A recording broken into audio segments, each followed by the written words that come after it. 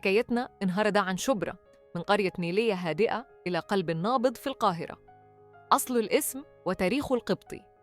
شبرا مش مجرد اسم حي، ده اسم له جذور عميقة في التاريخ المصري. الكلمة أصلها قبطي من كلمة الآية تنطق سوبرايا أو شبرا، وكانت بتعني ببساطة قرية أو مكان صغير على أطراف مدينة.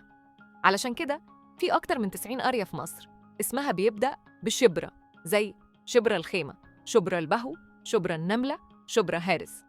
شبرا القاهرة كانت زمان مجرد أراضٍ زراعية خضراء على ضفاف النيل، مليانة بساتين ونخيل وقصور صغيرة مملوكة لأعيان مصر.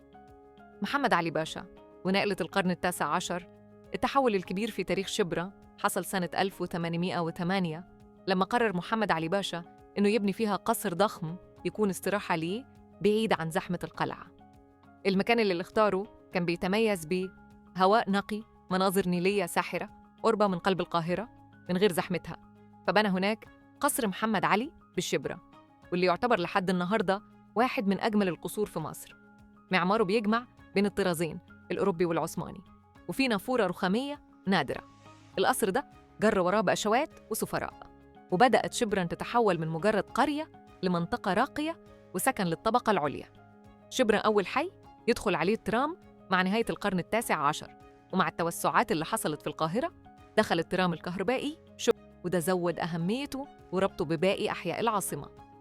الترام كان بيمشي من وسط البلد لحد شبرا، وده خلى ناس كتير تسيب وسط البلد وتروح تعيش هناك.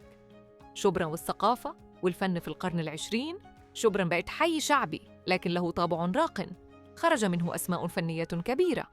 عبد الحليم حافظ اتولد في شارع البحر بشبرا، نجاة الصغيرة من مواليد شبرا، تحية كاريوكا رغم إنها من الإسماعيلية لكنها بدأت شهرتها من حفلات في شبرا. وفي فنانين كتير عاشوا هنا في شبرا، وكمان الأنبا شنودة بابا الإسكندرية السابق تربى ودرس في مدارس شبرا. الحي كمان اتسم بتنوعه الطائفي والثقافي، فيه عدد كبير من الكنائس القديمة زي كنيسة مار مرقس، كنيسة السيدة العذراء، وفيه مساجد تاريخية كبيرة زي مسجد الفتح، مسجد الخازندار، شبرا اليوم. رغم الزحمة والتحولات العمرانية الكبيرة، شبرا لسه محتفظة بجزء من طابعها التاريخي. فيها شوارع ضيقة لها طابع شعبي أصيل، فيها مدارس ومعاهد دينية قديمة، ولسه فيها عائلات قبطية ومسيحية عايشة جنب مسلمين في جو من الألفة. وكنا معكم في تاريخ عن ناصية